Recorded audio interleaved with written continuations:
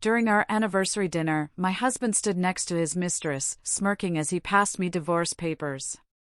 "At last, I'm finished with you, sweetheart," he sneered. "I'm upgrading now, go find someone at your own low tier." Laughter broke out around the table. I smiled, thanked them all, and what I did next made their laughter die midair. Can you imagine being publicly humiliated by your own husband, at your own anniversary party, with divorce papers in his hand and his mistress by his side? What if I told you that wasn't even the shocking part, because I knew it was coming, and I had a little surprise of my own? I'm upgrading now, so go find someone from your own low level. Those words hit me like a physical blow, even though I was ready. They spilled from my husband Harrison's mouth in front of 40 people at what was supposed to be our 5th wedding anniversary celebration. He stood there, smug and triumphant, next to a woman I'd never met. In his hand were divorce papers, which he casually laid on the table in front of me, like a restaurant menu, announcing to everyone present that I was being replaced. The room erupted. Laughter. Not shocked gasps, but laughter. His colleagues, his business associates, even strangers he'd invited to witness my public humiliation, they all joined in. It was like I was part of some sick entertainment. I just sat there, in my emerald dress, hands calmly folded in my lap, and looked at the man I'd spent 5 years supporting, building up, sacrificing for. Harrison thought this was his moment of victory, his grand declaration of freedom from a wife he'd outgrown. A public claim to a better future with someone younger and prettier, standing beside him like a trophy he'd just won. But what he didn't know was that I had been expecting exactly this. Not the specific, cruel words, or the theatrical way he did it, but the performance itself. Because 3 months earlier, my entire world shattered when I discovered the truth about what Harrison had been doing behind my back.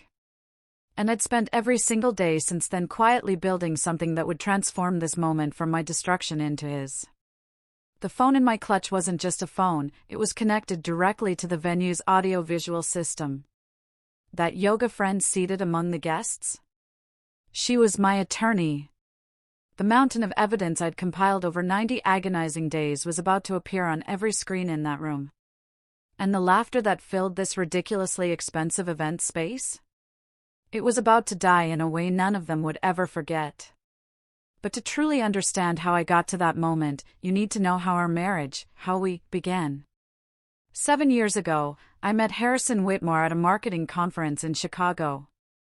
He was captivating, presenting on commercial property development, all confidence and ambition in a sharp navy suit. He spoke about building a real estate empire like it was an undeniable destiny, not just a dream. And I found that vision intoxicating. We had coffee, then dinner. By the end of that weekend, we were exchanging numbers, already planning our next meeting. Despite the distance, our long-distance romance lasted 6 months before he moved to my city for a property development opportunity. He said it was for work, but I truly believed I was part of the decision. When he proposed 2 years later, in a fancy downtown restaurant, I said yes without a second thought. I believed we were building something together.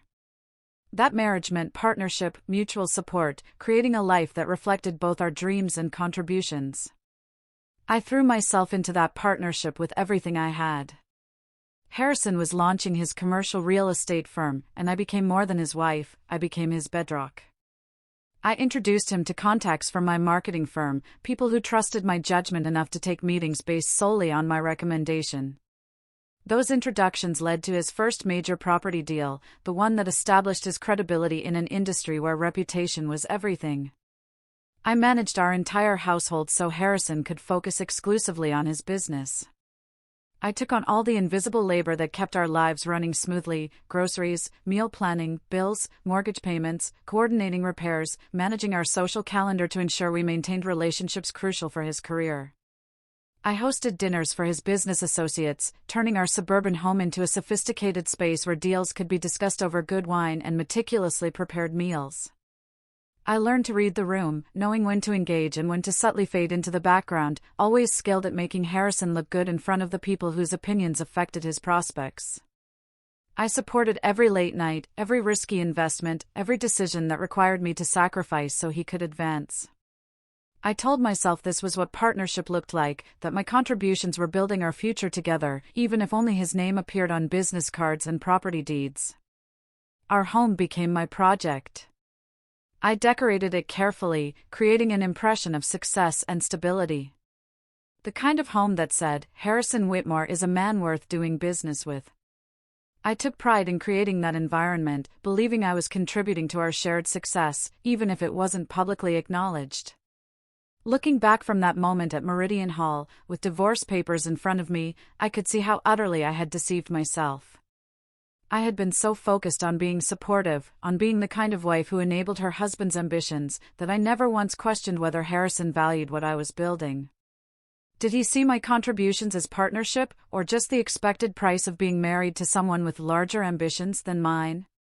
The shift in Harrison's behavior had started subtly, about 18 months before our 5th anniversary. So gradually that I convinced myself I was imagining things. He started staying later at work, arriving home after midnight with vague explanations about investor meetings or property tours. When I asked about his day, hoping to maintain some connection to the business we were supposedly building together, his answers grew shorter, less detailed. It was like he was editing information, not sharing his life. His phone habits changed dramatically. The device that used to sit casually on our kitchen counter while he showered became permanently attached to his hand. Always face down on every surface. Always locked with a password I didn't know, and never asked for. When notifications flashed during dinner, he'd glance down, a small, private smile playing on his lips, hinting that those messages were far more interesting than our conversation. Our relationship conversations shrank to pure logistics: who would pick up groceries, when the mortgage was due, if we needed a plumber. The emotional intimacy that had characterized our early years vanished entirely, replaced by the polite distance you'd keep with a roommate you tolerated but didn't particularly enjoy. Physical intimacy followed the same sad trajectory. What had once been frequent became occasional. Then rare, then essentially non-existent. When I tried to initiate anything, Harrison would cite exhaustion from work, the demands of a major deal, or suggest we were just going through a difficult phase that would improve. I believed those explanations, because believing them was easier than confronting what they might actually mean. I told myself successful marriages weathered challenging seasons. That ambitious men sometimes got consumed by work, temporarily diminishing their capacity for emotional connection. That my role as a supportive partner meant giving Harrison the space he needed to focus on building the business that would eventually benefit us both. I made excuses constantly. To myself. To my sister, Emma, who started asking uncomfortable questions about why we never seemed happy at family gatherings. To our friends, who noticed we no longer acted like a couple, often sitting on opposite sides of rooms, barely speaking and less directly engaged. I was so determined to believe my marriage was fundamentally sound that I ignored every blaring signal. Every late night that smelled like unfamiliar perfume. Every weekend work emergency that took him away for entire days. Every unexplained charge on our credit card statements that I noticed, but convinced myself had a reasonable explanation I just hadn't thought of yet. Then, the anniversary invitation arrived. 3 weeks before the party, via email. On a Tuesday morning, while I was getting ready for work. Not a text from Harrison. Not a conversation over breakfast. A formal evite, professionally designed, announcing a celebration at Meridian Hall, one of the most expensive venues in our city. I stood in our bedroom, staring at my phone, a cold dread settling in my stomach. Harrison hadn't voluntarily planned anything for us in 3 years. Our last anniversary had been takeout Chinese and a greeting card I'd bought for myself and signed his name to, because I couldn't bear to mark 5 years with absolutely nothing. Yet here was an elaborate party I knew nothing about. 40 guests I hadn't helped select. A venue I hadn't been consulted on. An entire evening orchestrated without a single conversation with me, despite the fact that I was supposedly being honored. I scrolled through the guest list with growing unease. Harrison's business partners and colleagues dominated the names. My sister, Emma, was included, which offered small comfort. A handful of mutual friends, who I knew would feel just as uncomfortable as I expected to be, watching whatever performance Harrison had planned. The realization hit me with absolute clarity: this wasn't about celebrating our marriage. This was about something else entirely. Something that required an audience, formal planning, and a venue expensive enough to make an impression on the people Harrison wanted to witness whatever he was preparing to do. That afternoon, during my lunch break, I called Emma from my car in the office parking lot. She answered immediately, and I could hear the concern in her voice before I even finished explaining the invitation. "Gemma," she said, her voice careful, "when a man who hasn't planned anything in 3 years suddenly throws an expensive anniversary party without consulting his wife, that's not romance. That's something else. You need to be ready for whatever he's planning to do in front of all those people." Her words articulated the fear I'd been trying to suppress. I wanted to defend Harrison, to insist she was wrong, to cling to the illusion that my marriage was just going through a rough patch. But I couldn't make myself believe the excuses anymore. 3 weeks later, I would be sitting at Meridian Hall in that emerald dress, watching my husband announce our divorce to 40 witnesses, his mistress standing proudly beside him. But in that moment, sitting in my car with Emma's warning echoing in my mind, I made a decision that would change everything. I wasn't going to be a victim. I was going to be ready. That decision, to be ready, not reactive, carried me through the next few weeks. I moved through our house like someone inhabiting a space that no longer belonged to her, touching furniture I'd carefully selected, looking at photographs of a marriage that now felt like fiction. Harrison came and went with his usual detachment, barely registering my presence beyond logistical exchanges about schedules and household maintenance. Then came Saturday morning, 3 weeks before the anniversary party. Harrison left at 6 a.m. for his routine at the downtown gym, the exclusive club he joined 8 months earlier, claiming he needed to network with high-net-worth clients. I heard the front door close and his car pull out of the driveway while I was still in bed, pretending to sleep, because our mornings had become exercises in avoidance rather than connection. I got up 30 minutes later and went downstairs to make coffee. My weekend ritual, grinding fresh beans, using the French press Harrison had given me 3 years ago for my birthday, back when he still paid attention to things I liked. The kitchen was quiet, just the sound of water heating and beans grinding. Familiar domestic sounds that felt utterly strange now that I understood how thoroughly the foundation beneath them had cracked. His laptop was sitting open on the counter. Harrison never left his laptop open anymore. Everything had become password protected and private over the past 18 months, his devices treated like classified documents. Yet there it sat, screen glowing faintly in the morning light from our kitchen windows. I was pouring hot water over the coffee grounds when the notification appeared, a small pop-up in the corner of the screen, perfectly visible from where I stood. My hand stilled on the French press handle as I read the words that made time stop: "Weekend away with Elle, Napa Valley Resort. Confirm reservation." The dates were for next month, Thursday through Sunday. For days at the romantic Vineyard Resort I'd been suggesting we visit for 2 years.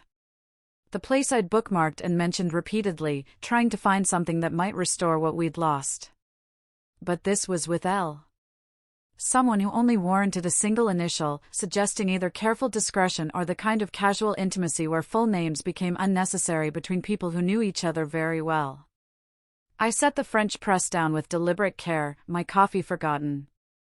I walked the 3 steps to where his laptop sat open and unguarded. The shower upstairs was still running. Harrison would be occupied for at least another 10 minutes, possibly 15. I should have closed the laptop, respected his privacy, walked away, convinced myself there was an innocent explanation.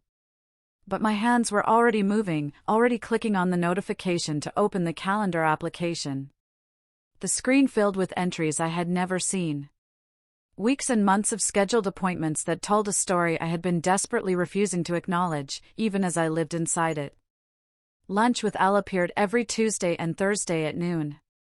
Always during hours Harrison claimed to be meeting investors or touring properties in neighborhoods too far away for me to casually visit.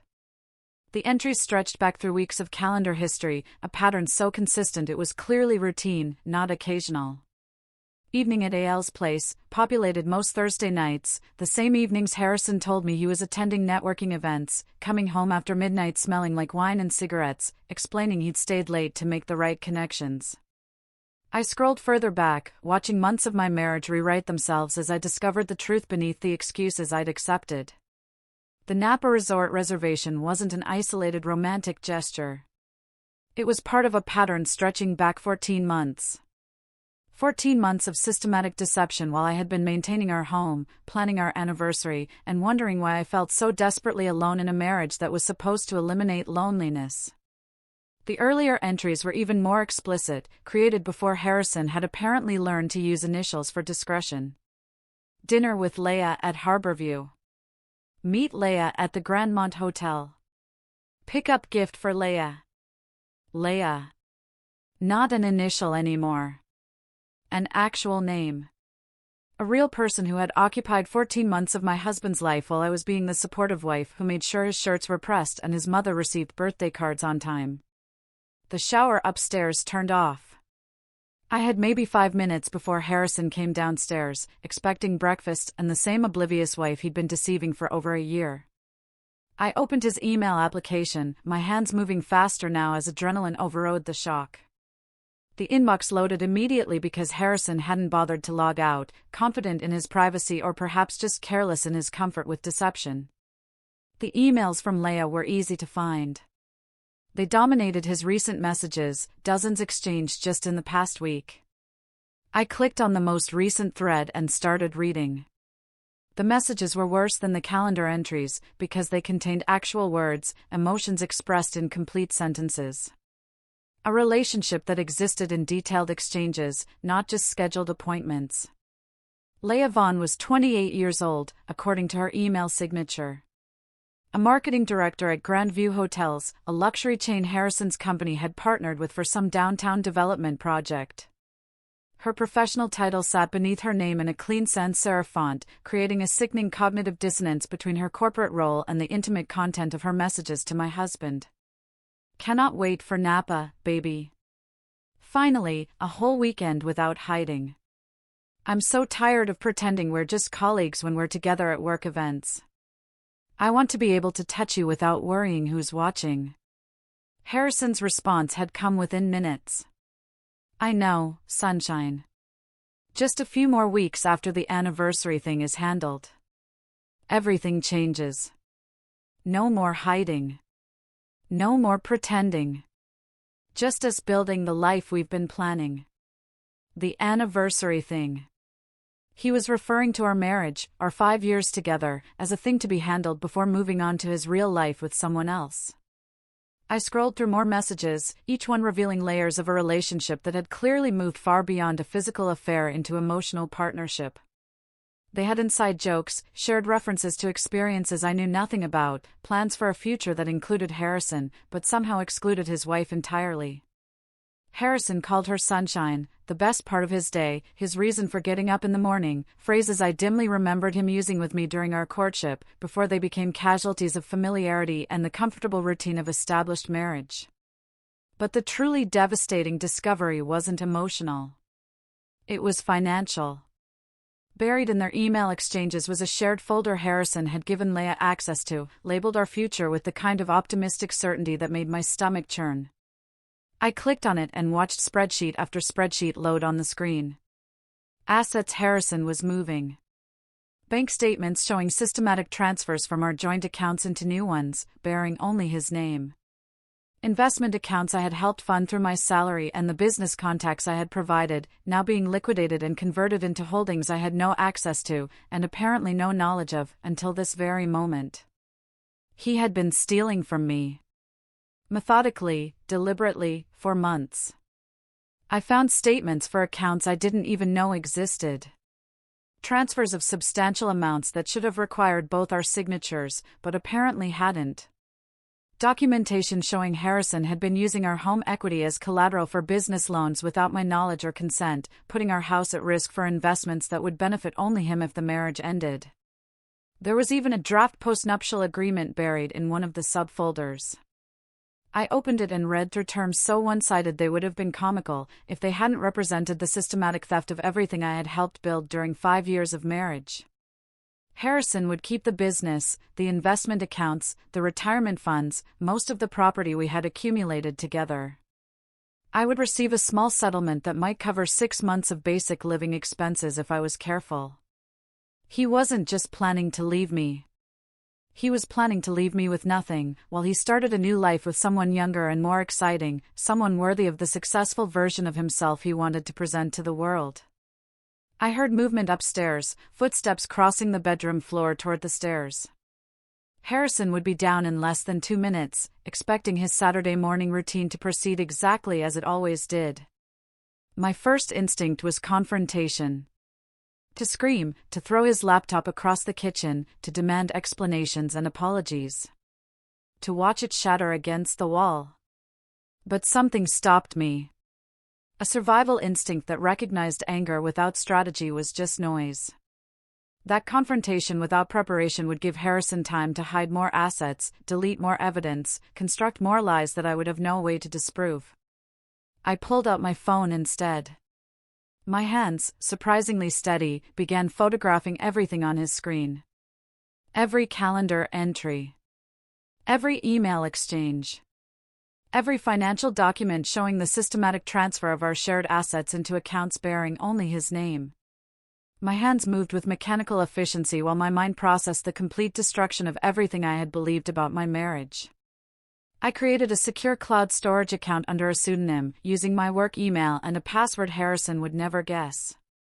Uploaded every photograph while listening to him move around upstairs, getting dressed.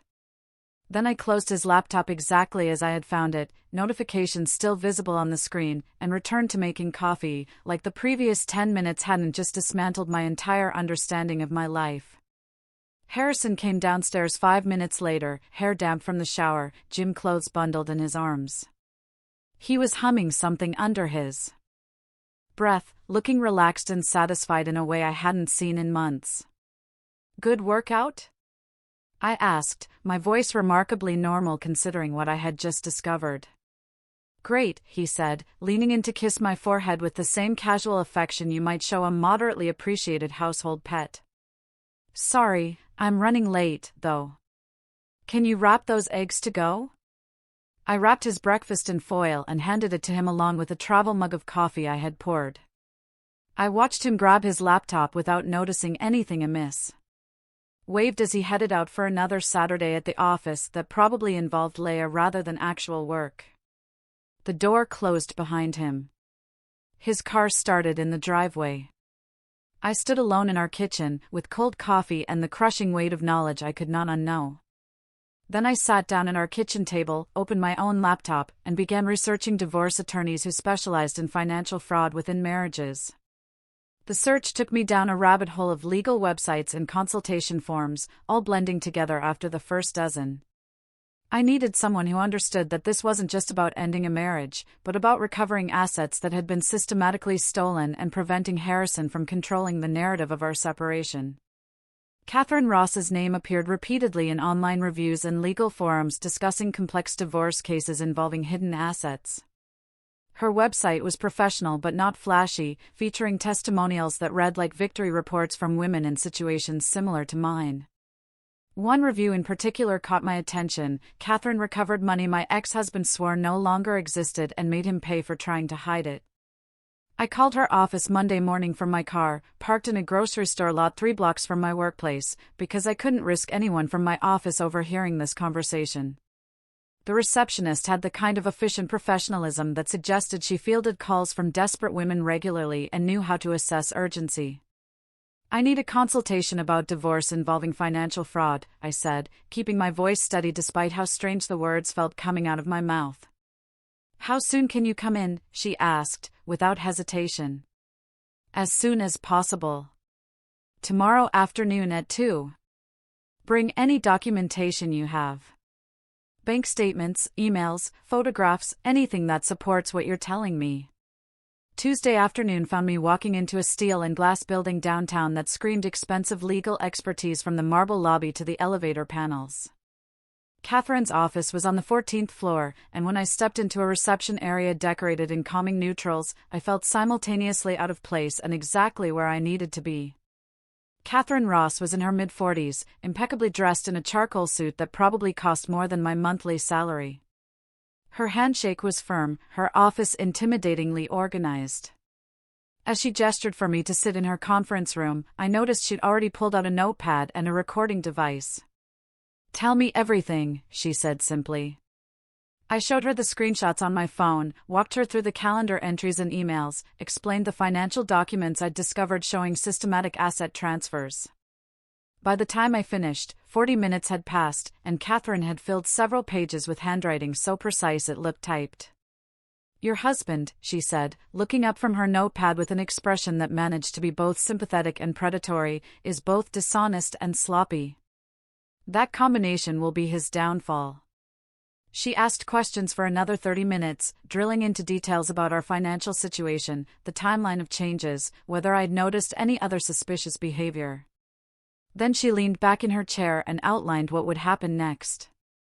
Over the next 2 weeks, Catherine assembled a team that operated with military precision. A forensic accountant named Marcus began tracing Harrison's financial movements, uncovering layers of hidden accounts and discovering he'd been using our home equity as collateral for business loans without my knowledge or signature. A private investigator started documenting Harrison and Leia's movements across the city. A paralegal named Sophie organized everything into case files that grew thicker with every visit to Catherine's office. The team uncovered astonishing things. Harrison had a vintage watch collection, worth at least $40,000, sitting in climate-controlled storage. He'd claimed he sold it 3 years ago when business was tight. Credit card analysis revealed charges at luxury hotels on our joint account. I had been unknowingly financing Harrison's romantic getaways. Marcus documented dinners at expensive restaurants, jewelry purchases from boutiques I'd never visited, even spa treatments that clearly weren't for my benefit. The private investigator captured video footage of Harrison and Leia meeting for lunch, holding hands across tables, laughing with the easy intimacy of an established couple. Surveillance showed them entering hotels in the middle of the afternoon, emerging hours later, with body language that left little doubt about what had occurred inside. 3 weeks into building our case, Catherine called me back into her office for a strategic planning session. She'd noticed something significant about the timing and nature of the anniversary party. "He's planning something public," Catherine said, her expression serious in a way that made my stomach tighten. "The expensive venue, the guest list heavy with business associates, the formal invitations. This isn't about celebrating your marriage. This is theater." She explained that men like Harrison didn't just want to leave their wives, they wanted to be seen leaving. To be witnessed upgrading, to have their decision validated by people whose opinions mattered for their professional and social standing. "The anniversary party isn't a celebration," Catherine continued. "It's a stage. He's going to do something there, and we need to be ready with a response that is equally public and far more devastating." Her assessment made terrible sense. It explained why Harrison had suddenly taken the initiative to plan an elaborate event when he hadn't organized anything for us in years. This wasn't about honoring our marriage.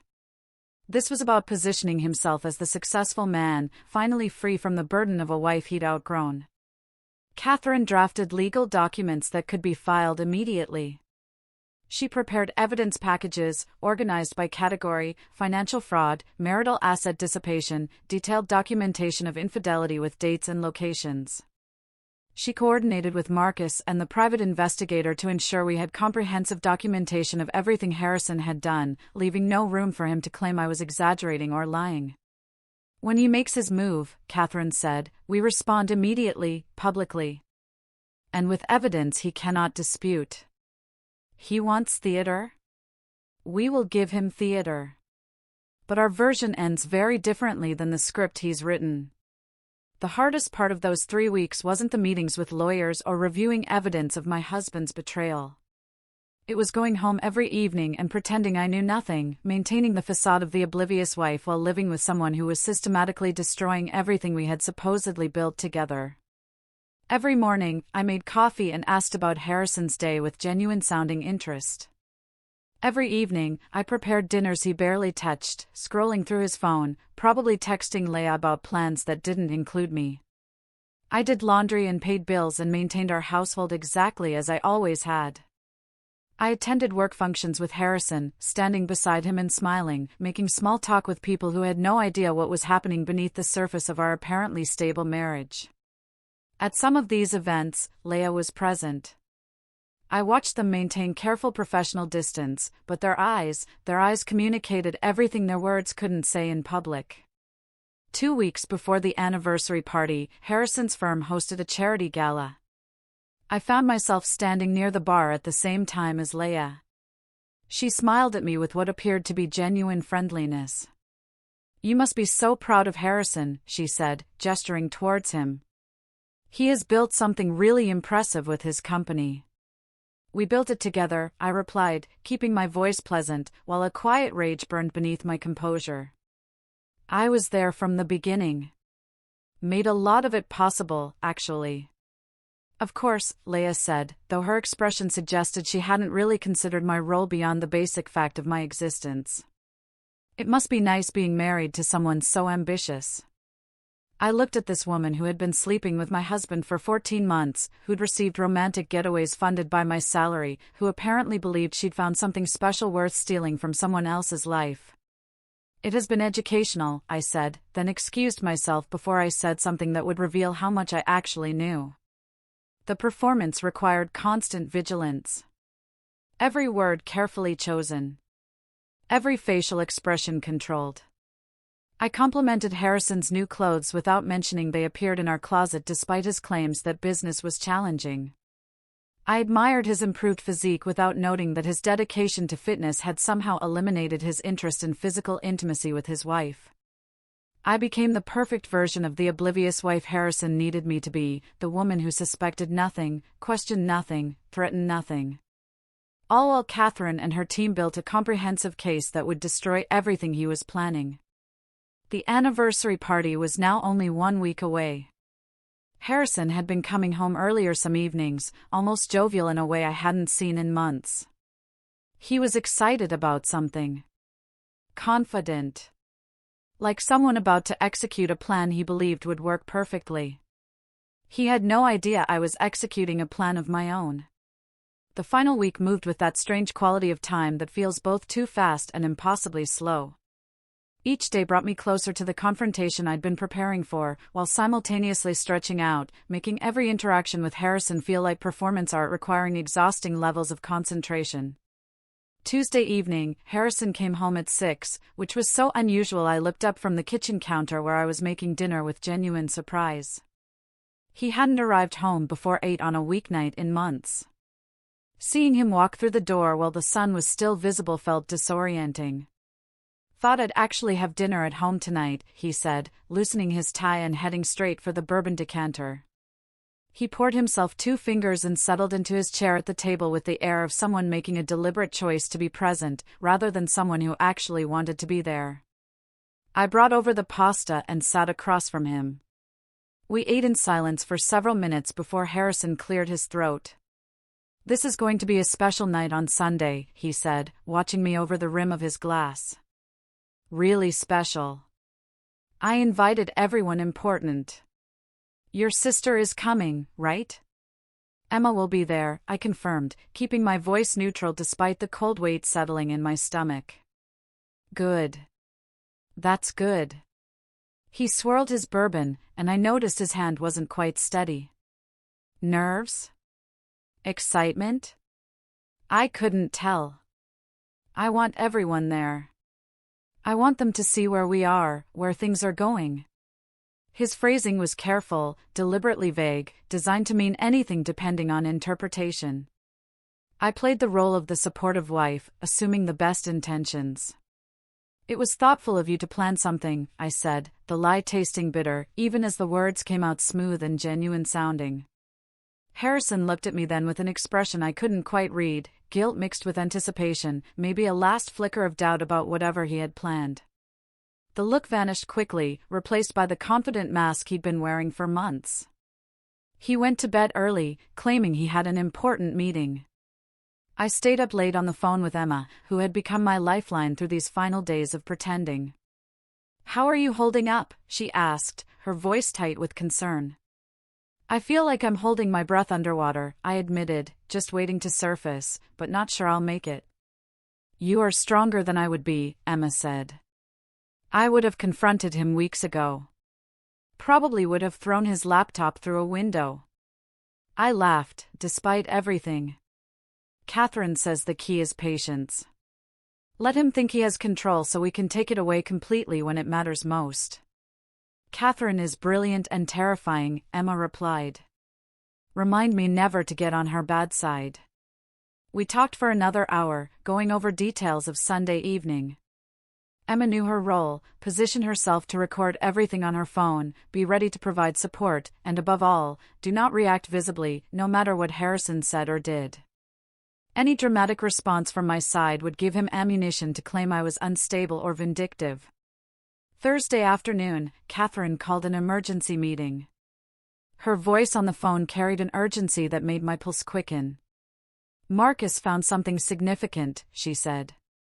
"Can you be at my office in an hour?" I left work early, claiming a dental emergency, and drove downtown, my hands gripping the steering wheel tighter than necessary.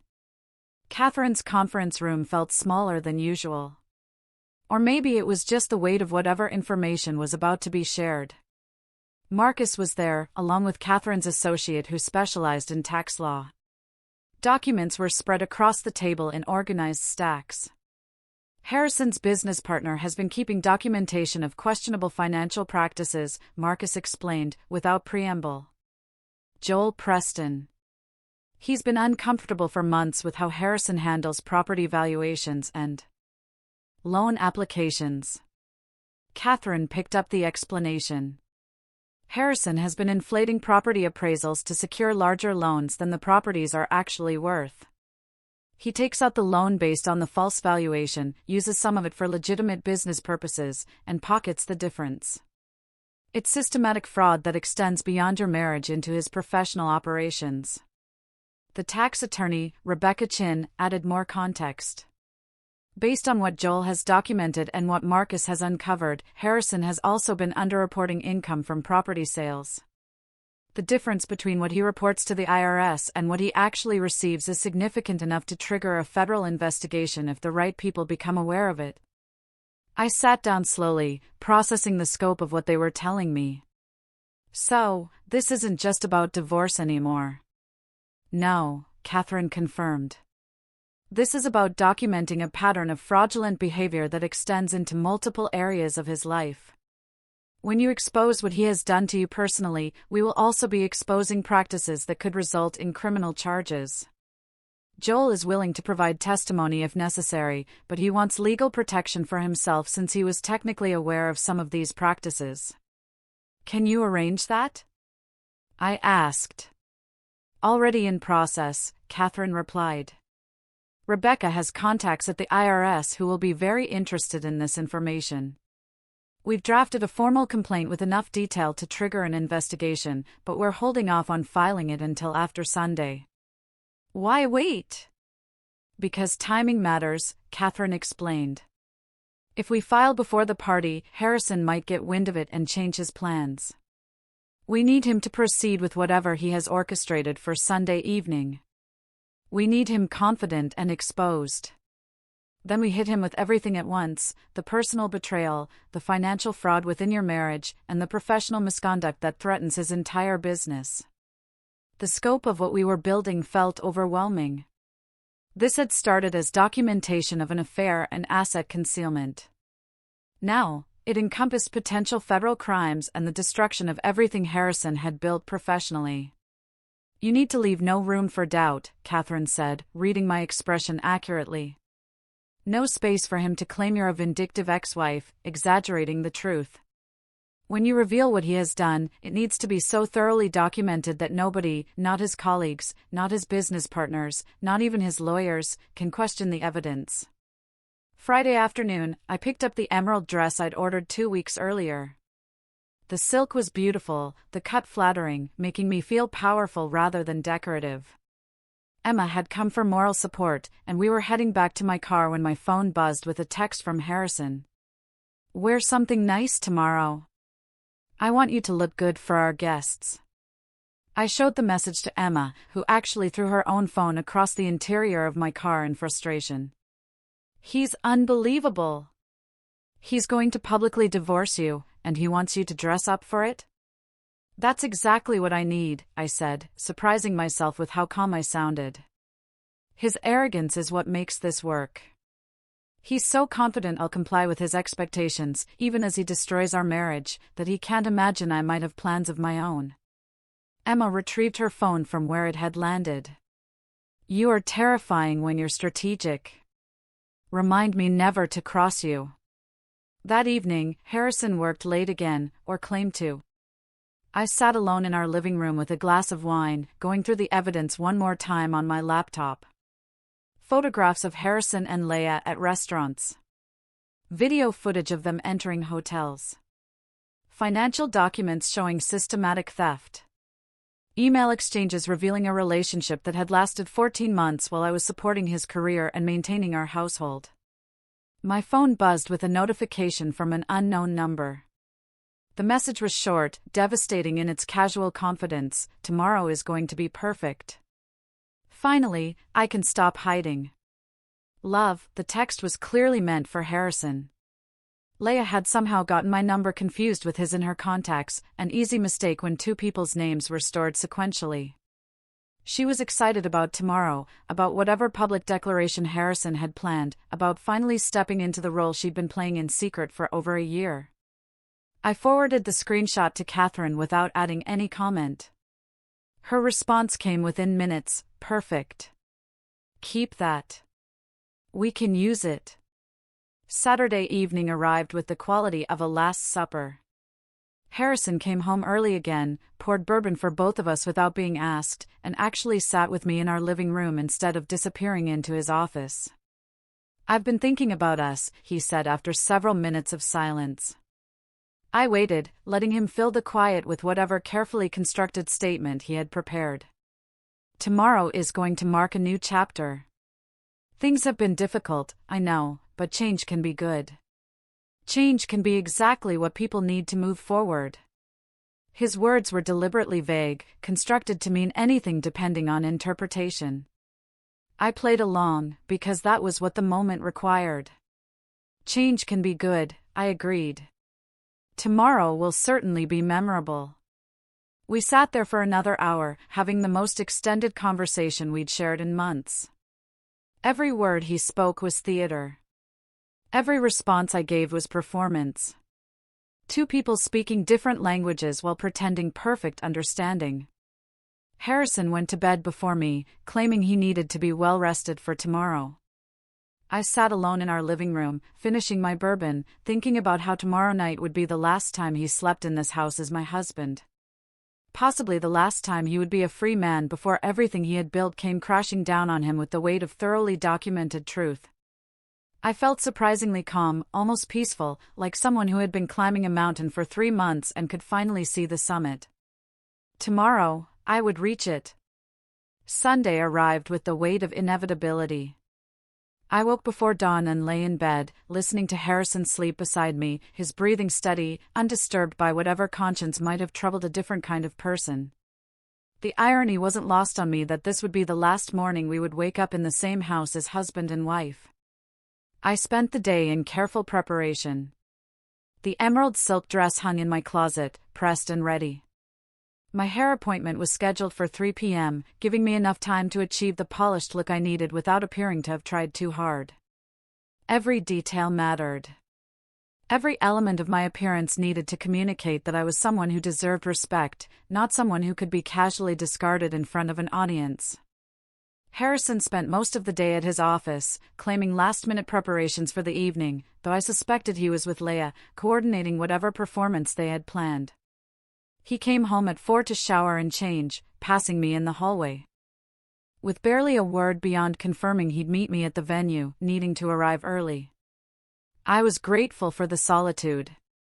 It gave me time to center myself, to run through the plan one final time with Catherine over the phone, to mentally prepare for what was coming. At 6:30, I stood outside Meridian Hall, alone. Emma had offered to arrive with me for moral support, but I declined. I needed this moment to myself.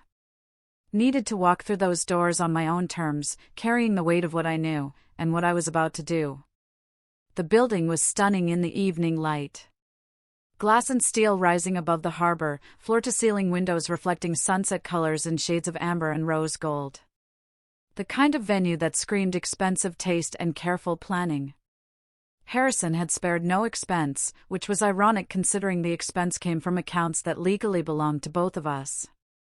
I checked my phone one final time. Catherine had texted an hour ago, confirming she was already inside, positioned among the guests as my supposed yoga friend. Marcus was parked nearby, in case we needed additional documentation beyond what Emma would capture. Everything was in place. Every piece of the counter-strategy we had built over 3 months was ready to deploy. I took a deep breath that did nothing to settle the adrenaline coursing through my system, smoothed the emerald silk of my dress, checked my reflection in the building's glass exterior, and saw a woman who looked far more composed than she felt. Then, I walked through the entrance, head high, expression carefully neutral. Every inch the devoted wife arriving to celebrate her anniversary, completely unaware that her marriage was about to end in front of 40 witnesses. The first thing I noticed was Leia. She stood beside Harrison near the entrance to the main event space, greeting guests as they arrived, like this was her party, her celebration. Her right to play hostess at an event supposedly honoring my marriage. The audacity was breathtaking.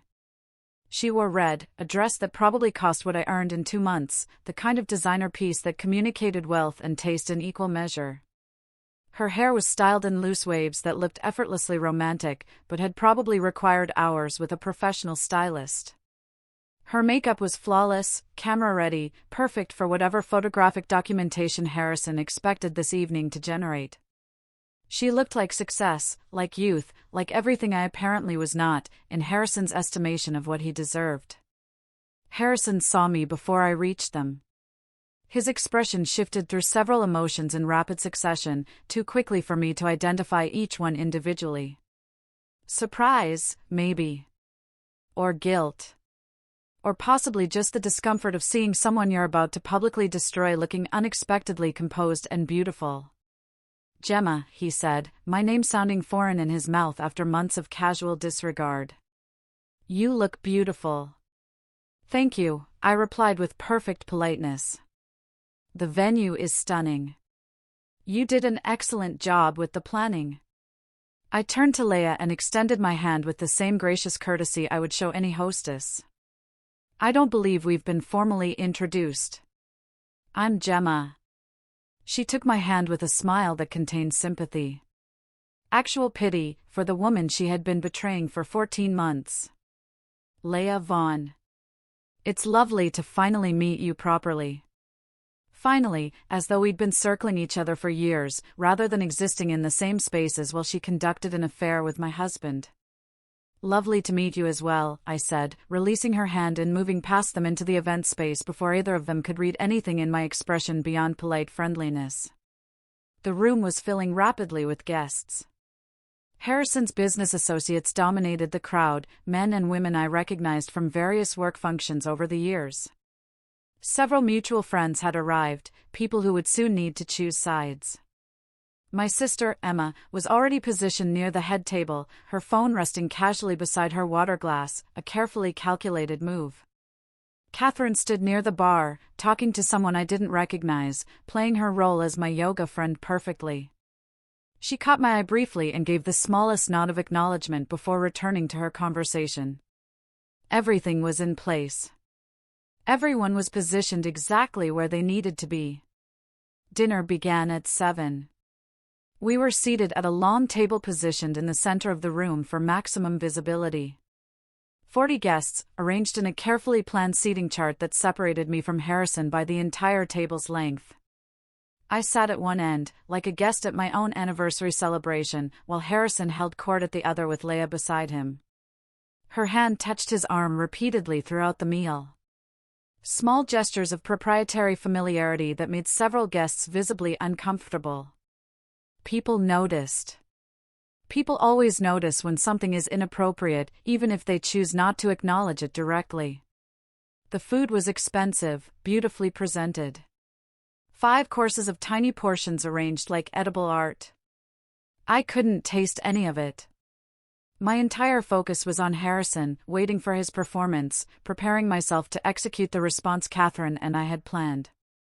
Conversations around me were superficial, business talk, observations about the view, compliments on the floral arrangements. I participated with polite engagement that looked normal, while my mind ran through every step of what was about to happen.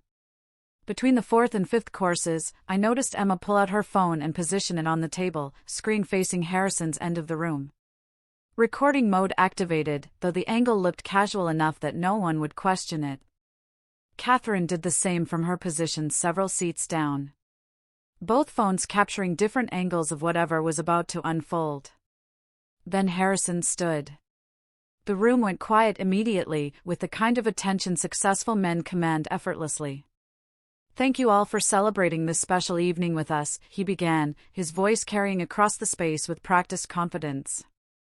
Every word precisely delivered, clearly rehearsed. 5 years ago, I made a commitment. Tonight, I want to acknowledge that commitment and where it has brought me. I watched his face, saw the satisfaction there, the confidence of someone who believed he was finally taking control of his life, freeing himself from a burden he'd outgrown. "Marriage teaches you what you really want," he continued, looking directly at me across the length of the table. "What you actually need. What you are willing to settle for versus what you deserve." Several guests shifted uncomfortably. The atmosphere in the room was changing. People were beginning to sense this wasn't a typical anniversary toast. Gemma has been exactly what I expected when we married. Supportive. Reliable. Present. He made those qualities sound like criticism, like failures disguised as compliments, like I had somehow disappointed him by being exactly what a partner should be. But I have grown beyond what I was 5 years ago. My business has expanded.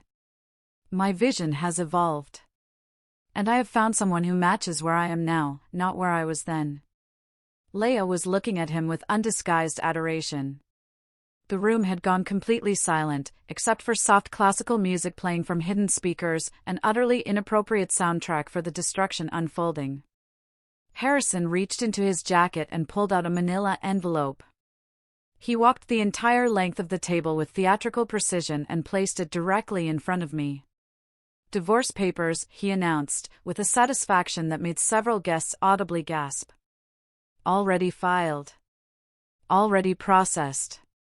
I'm done with you, sweetheart. Finally, completely done. I'm upgrading now. So, go find someone from your own low level." Leia laughed first. A bright, sharp sound that seemed to give permission for others to join. Several of Harrison's business associates did. Nervous laughter filling the space where shock had been. Emma looked ready to physically attack my husband. Catherine had gone absolutely still, her expression focused with laser intensity. I looked at the envelope. At Harrison's face, glowing with triumph. At Leia, standing beside him like a prize he had just won. Then I smiled. Not a sad smile, or a broken smile, but something genuine that came from a place of calm certainty I hadn't accessed in months. The laughter in the room faltered slightly. Harrison's expression flickered with confusion, because this was not the script he had written. I was supposed to cry. To beg. To make a scene that validated his decision and made him look like the reasonable party finally escaping an inadequate wife. I picked up the manila envelope slowly, deliberately, opening it with hands that were steadier than they had any right to be, given the adrenaline coursing through my system. The divorce papers inside were exactly as expected, already processed and filed as Harrison had announced. Everything designed to make this moment irreversible and public. I read through the first page with the kind of careful attention you might give a restaurant menu. Then I looked up at Harrison with an expression I had been practicing for weeks in front of my bathroom mirror. "Thank you," I said quietly. But in the silence that had fallen over the room, my voice carried perfectly to every corner. "Truly. Thank you for this gift." Harrison's confidence wavered visibly. This was not the response he had anticipated. Several guests exchanged confused glances, uncertain what was happening or how they were supposed to react. I stood, smoothed the emerald silk of my dress with deliberate care, and reached into my clutch purse.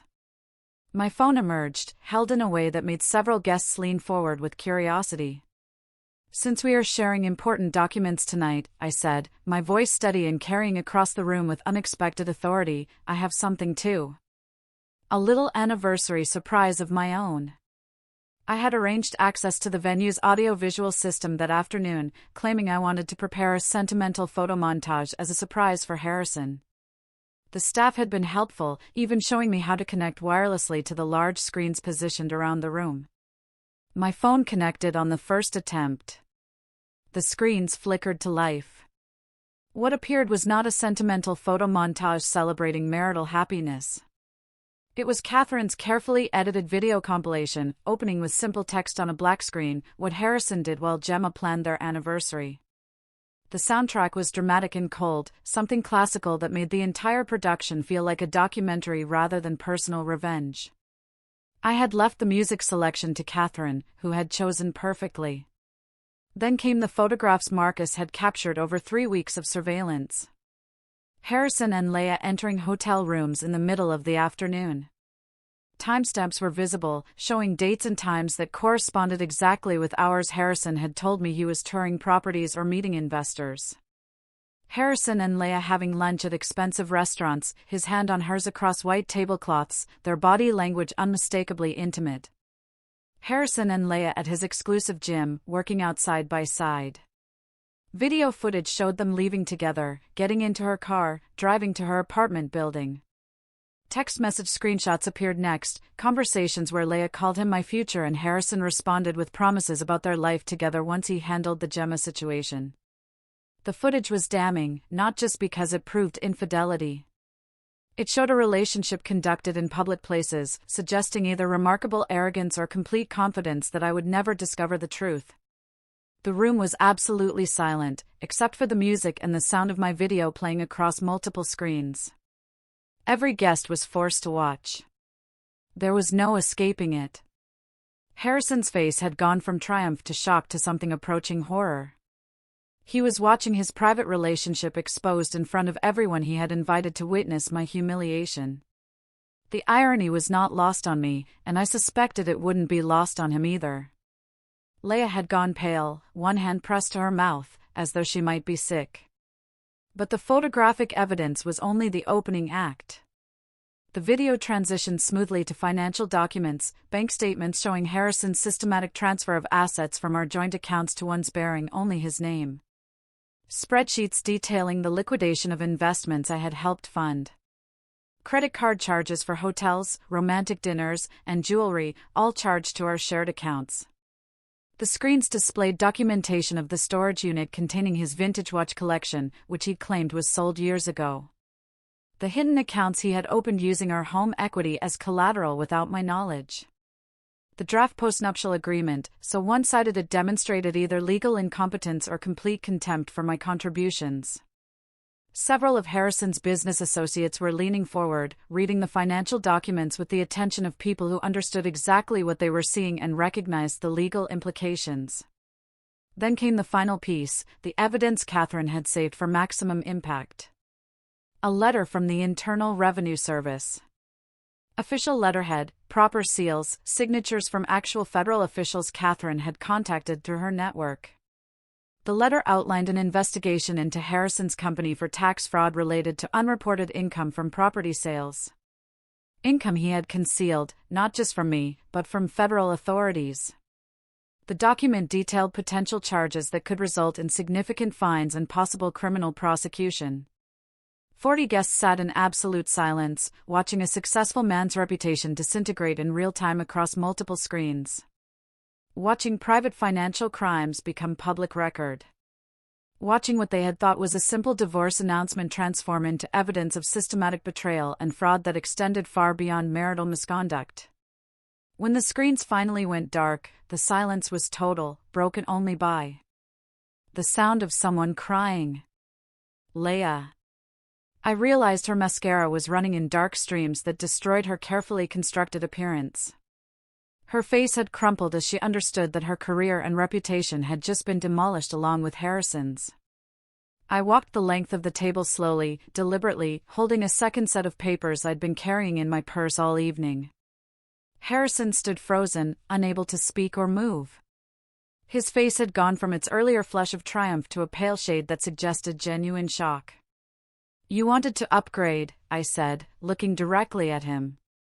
My voice was quiet, but it carried in the silence. "But you forgot that intelligence isn't measured by age or appearance. It's measured by strategy." I placed the papers in his hands with the same casual cruelty he had shown me minutes earlier. "These are from Catherine Ross, my attorney," I said, loud enough for everyone to hear. "You'll recognize some of the language, because it's the same language from those divorce papers you just gave me. Except in my version, you don't get the house you tried to transfer into your name alone using forged documents. You don't get the investment accounts you attempted to hide. You don't get anything beyond exactly 50% of our legitimately shared assets, and you will be returning every cent you stole, with interest." Catherine stood from her position among the guests. Professional and terrifying in equal measure, she commanded attention without raising her voice. "The IRS documents are legitimate," she announced to the room. "I contacted them personally regarding Mr. Whitmore's tax irregularities. They were very interested in the information Mrs. Whitmore provided about unreported income and property valuation fraud." Harrison's mouth opened, agape.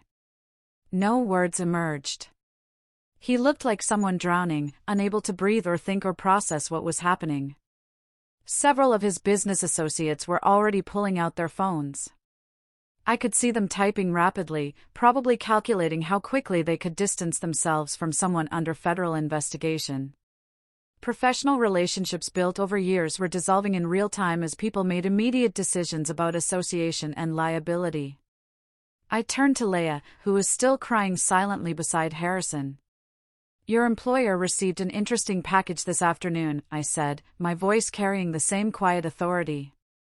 "Video evidence of an employee using company resources to facilitate an affair.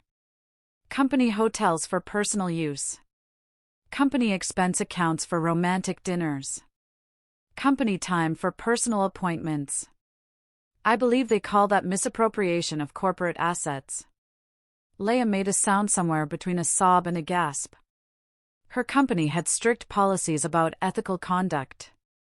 Her career, like Harrison's reputation, was collapsing in the moment.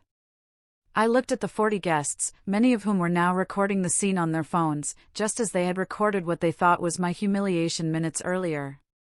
"Thank you all for witnessing this," I said. "Your presence makes everything documented, public, and very permanent." I picked up my clutch purse, nodded to Emma and Catherine, who stood immediately to join me. Then I walked out of Meridian Hall with my head high and my dignity intact, leaving behind 40 stunned guests, a weeping mistress, and a husband whose life I had just systematically demolished using nothing more than patience, evidence, and the strategic application of truth. The glass doors of Meridian Hall closed behind us with a soft hydraulic hiss that felt utterly final. The evening air was cool against my face after the climate-controlled interior of the venue, and I realized I was shaking slightly now that the performance was over and the adrenaline was draining from my system. Emma linked her arm through mine immediately, her grip firm and grounding. Catherine walked on my other side, already pulling out her phone with the efficient movements of someone who had more work to do despite the late hour. We had left Harrison standing in that room full of people who were already calculating their distance from him, left him holding divorce papers that would strip away everything he had tried to steal, left him with federal investigation documents that transformed this from personal betrayal into potential criminal prosecution. Behind us, through the glass walls of the building, I could see movement inside. Guests standing, clustering in small groups. Some were clearly leaving, gathering coats and purses, heading for the exits. Others remained, probably discussing what they had just witnessed with a kind of fascinated horror, the kind people reserve for spectacular disasters they are grateful not to be experiencing personally. "That was the most incredible thing I have ever witnessed," Emma said once we reached her car in the parking structure. Her voice shook slightly, and I realized she had been holding tension for hours, playing her role as silent supporter while recording everything on her phone. "Gemma, that was perfect. Everything was absolutely perfect." I leaned against her car and let out a breath I felt like I had been holding for 3 months. "I need to not go home tonight. I can't face that house right now." "You are staying with me," Emma said immediately. "For as long as you need." I already made up the guest room before I left for the party, because I figured you wouldn't want to go back there tonight. Catherine finished whatever she was typing and looked up at both of us. "He will try to contact you," she said, her tone matter-of-fact. "Probably within the hour. Angry first, demanding to know how you could do this to him. Then pleading, asking you to fix what you just did to his reputation. Do not respond to anything. Not texts, not calls, not emails. All communication goes through me now." "I understand," I said. "I'm serious about this, Gemma. Any direct communication with him can be used to suggest you are open to reconciliation or negotiation outside proper legal channels. Let him spiral. Let him panic. Let his attorneys deal with the mess he created while we proceed with documenting and recovering every asset he tried to hide." We drove to Emma's apartment in separate cars. I followed her taillights through streets that felt surreal after what had just happened, like I was moving through a world that had fundamentally changed in the space of 30 minutes. Emma's apartment was in a renovated building downtown, smaller than the house I shared with Harrison, but filled with furniture she had actually selected, and art she genuinely liked, rather than pieces chosen for their impression value. She poured wine for both of us while I sat on her couch, trying to process the evening. My phone started buzzing around 9 p.m. Text messages from numbers I didn't recognize. Notifications from social media platforms I rarely used. Emma's phone was doing the same thing, lighting up repeatedly with alerts. "Gemma," Emma said slowly, staring at her screen. "The video is already online." She turned her phone toward me.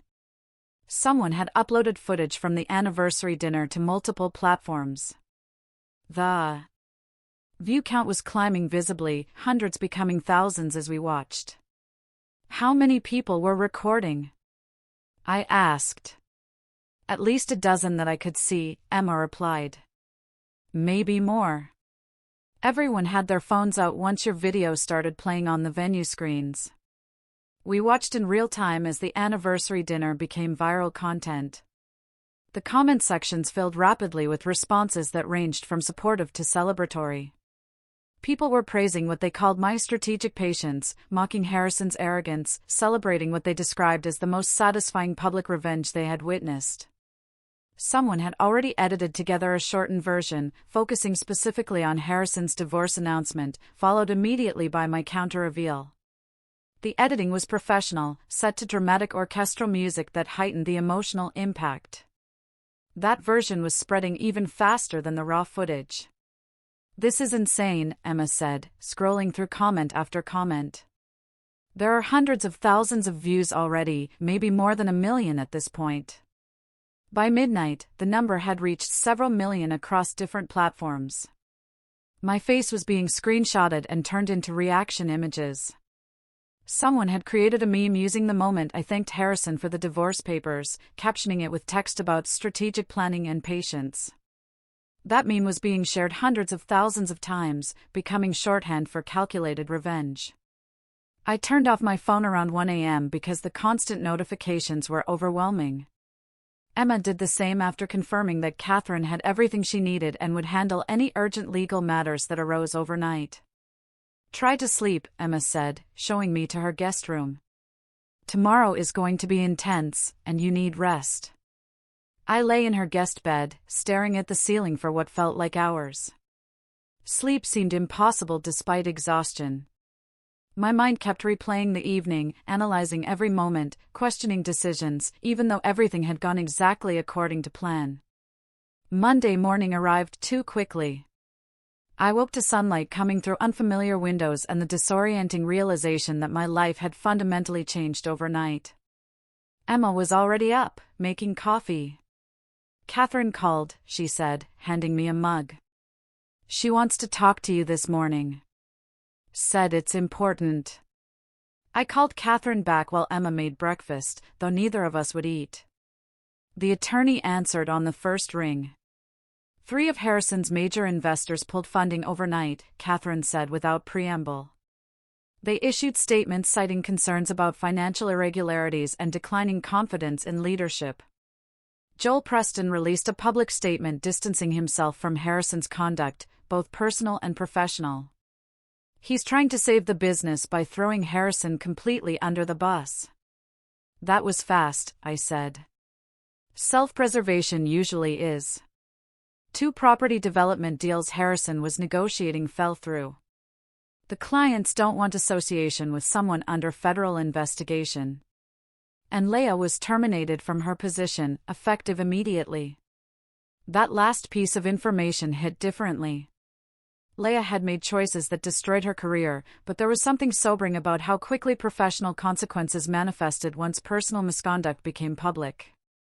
Her company released a statement about ethics violations and misuse of corporate resources, Catherine continued. Very brief, very corporate, but clear enough that everyone understands why she was terminated. Her name is now permanently linked to both infidelity and professional misconduct. What about Harrison? Has he tried to contact you? His attorney called 4 times last night and twice already this morning. They want to settle immediately. They're offering terms that are increasingly desperate. Each offer is worse for him than the previous one because they understand his position is deteriorating rapidly. What do you recommend? Reject everything until we have completed comprehensive asset valuation. We need to know exactly what exists and what you are entitled to before we negotiate anything. The longer we wait, the weaker his position becomes. His business is collapsing. His reputation is destroyed. Federal investigators are beginning their inquiry. He has no leverage and every incentive to settle quickly before things get worse. How much worse can they get? That depends on what federal investigators find. If the property valuation fraud is as extensive as Joel's documentation suggests, Harrison could face significant fines and potentially prison time. The tax evasion alone is serious. Combined with the fraud, he's looking at consequences that extend well beyond divorce and business failure. We talked for another 20 minutes about legal strategy and next steps. Catherine had already filed formal responses to Harrison's divorce papers, asserting claims to all marital assets and demanding full financial disclosure. She had contacted forensic accountants to begin a comprehensive valuation of everything Harrison owned or controlled. The process would take weeks, possibly months, but Catherine was confident we would recover everything he had tried to hide, plus compensation for his dissipation of marital assets. When I hung up, Emma was reading something on her laptop with an expression that was half shock and half amusement.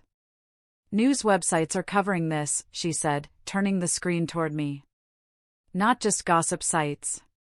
Actual news outlets are writing about the viral video.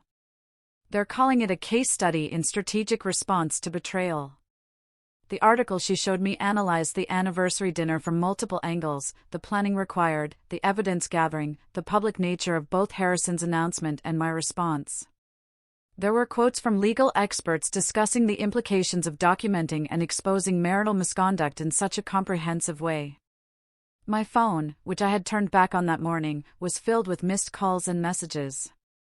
Most were from numbers I didn't recognize. A few were from acquaintances and distant friends who had apparently seen the video and wanted to express support, or shock, or curiosity. 3 messages were from Harrison. The first was angry, demanding to know how I could destroy him like this. The second was pleading, asking me to call him so we could discuss what happened like reasonable adults. The third was threatening, suggesting I would regret making his personal life public and that his attorneys would ensure I paid for the damage I had caused to his reputation. I showed them to Emma, who read through all 3 with increasing disgust. "Don't respond," she said firmly. Catherine was right. Let him spiral. I deleted the messages without replying. Whatever Harrison was experiencing now was consequence, not injustice. He had orchestrated a public humiliation designed to destroy me while elevating himself. The fact that his plan had backfired so completely was the result of his own choices, his own arrogance, his own absolute confidence that I would never discover what he was doing or be capable of responding effectively. The rest of Monday passed in a blur of phone calls and legal consultations, and moments of sitting quietly in Emma's apartment trying to process how completely my life had transformed in less than 24 hours. By evening, the viral video had been viewed tens of millions of times across multiple platforms. My face was recognizable now to strangers who had never met me, but felt entitled to opinions about my marriage, my choices, and whether public revenge was justified or excessive. I sat on Emma's couch that night with a glass of wine I wasn't drinking and realized that despite everything, despite the viral attention, the legal battles ahead, and the complete destruction of the life I had been living, I felt something I had not experienced in 18 months. Relief. Relief settled over me that Monday evening in Emma's apartment. But it was a complicated relief, the kind that comes with the recognition that while one chapter had ended, the aftermath would require navigation through territory I had never experienced before. The divorce proceedings began formally the following week.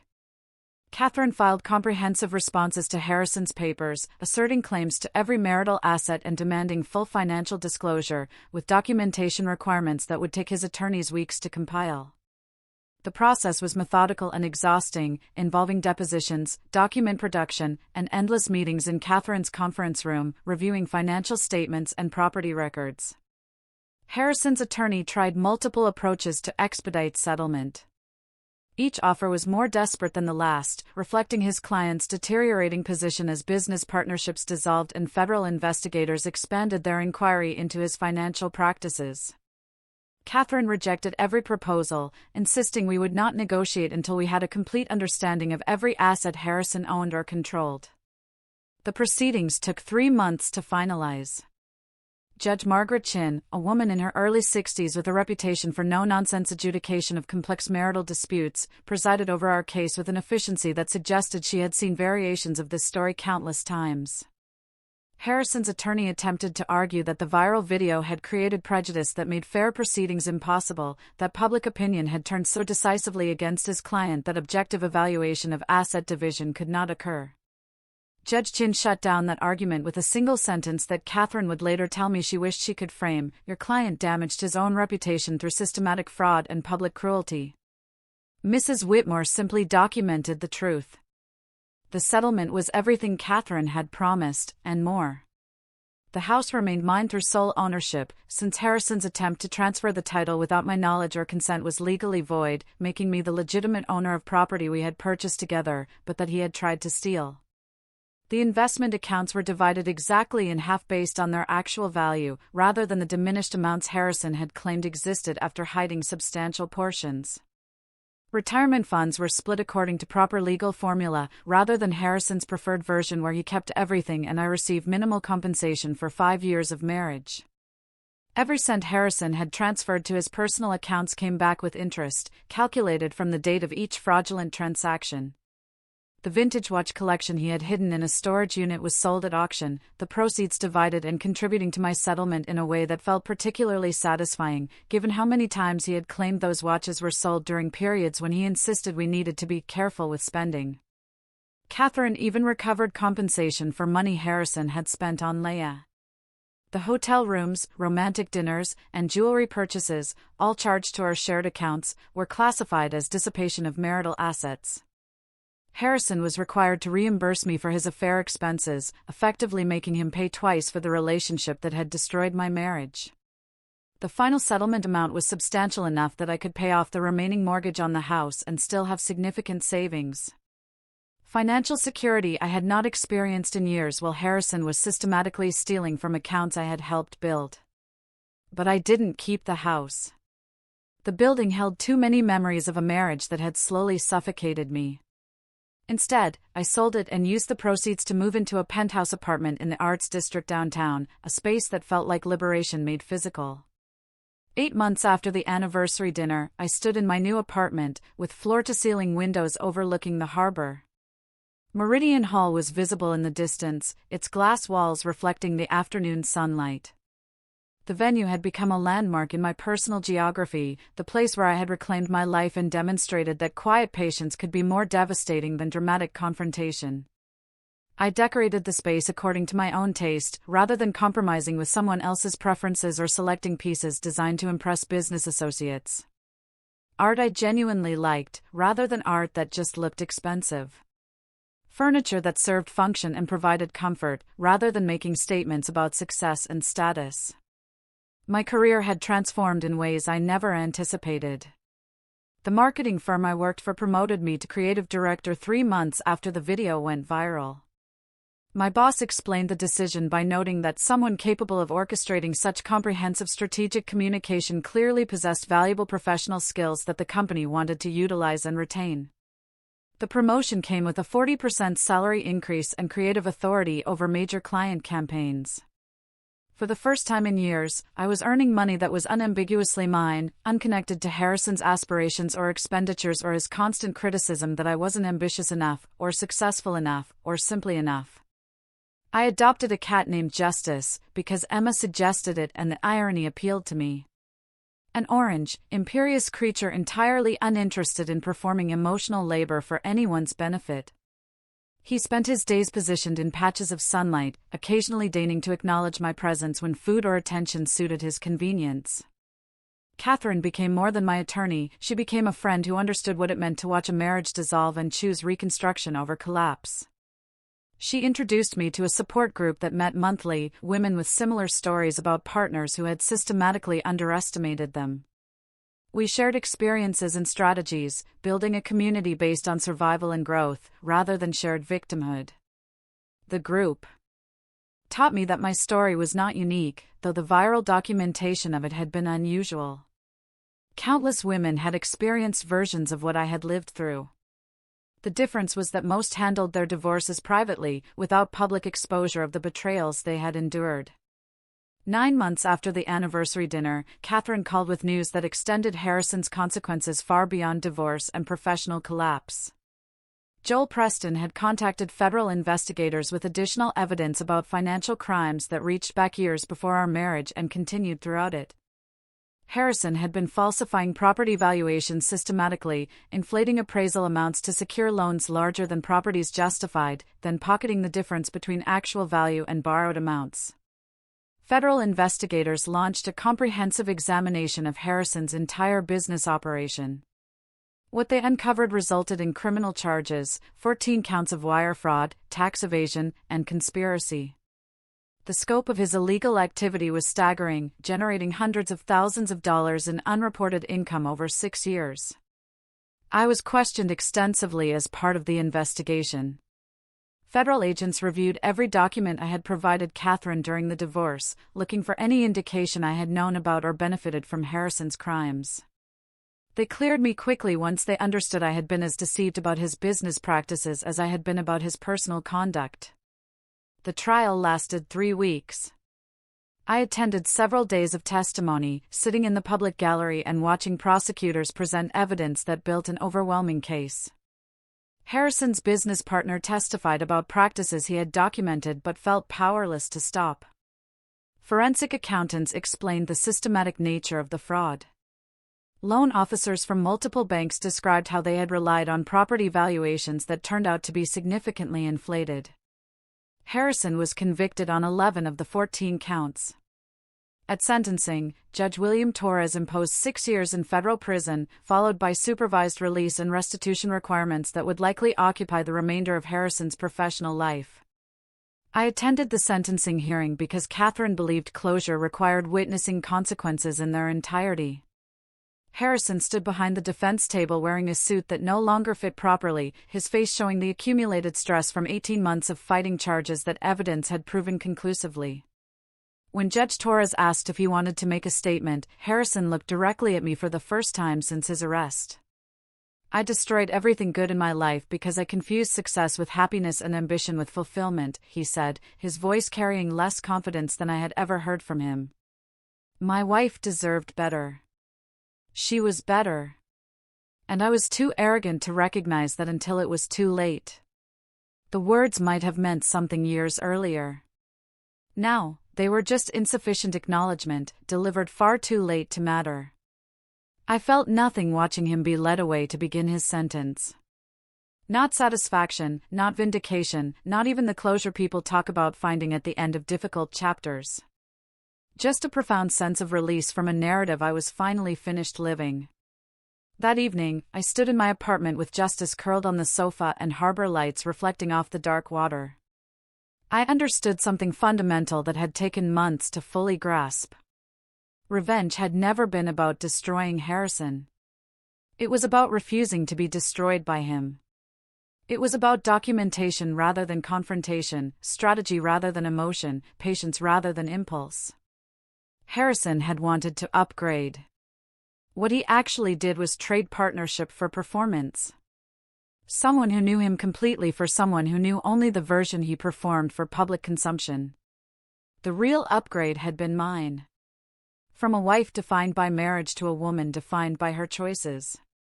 From someone who absorbed criticism about inadequacy to someone who recognized that inadequacy belonged to the person delivering judgment, rather than receiving it.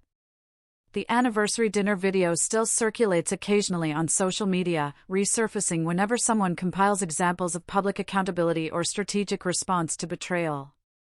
I no longer feel exposed by it. Instead, it has become a permanent reminder that quiet people are not weak people. They are simply waiting for the right moment to demonstrate exactly how dangerous underestimation can be. If this story of calculated justice and strategic revenge kept you captivated from beginning to end, show your support by hitting that like button right now. My favorite moment was when I calmly thanked Harrison for the divorce papers before revealing the comprehensive evidence that would destroy everything he had built. What was your most satisfying moment in this story? Share your thoughts in the comments below, I really want to know.